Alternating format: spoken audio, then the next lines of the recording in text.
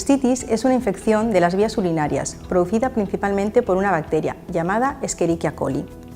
¿Qué síntomas produce la cistitis? ¿Cómo la podemos notar? En una cistitis podemos notar desde escozor y ardor al orinar hasta dolor en el bajo vientre y riñones. ¿Qué podemos hacer para paliar estos síntomas y eliminar la bacteria que produce la cistitis?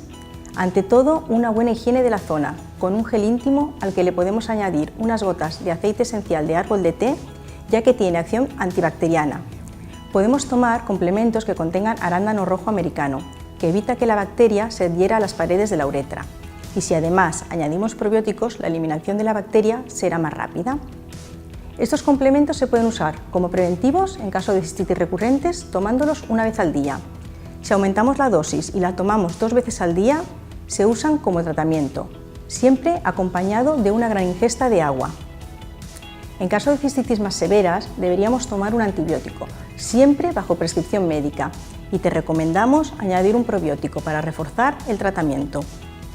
Si queréis conocer más cosas sobre otros temas, escribidlo en los comentarios e iremos haciendo los vídeos que nos pidáis. No olvidéis que si queréis estar a la última en consejos de salud, seguidnos en redes.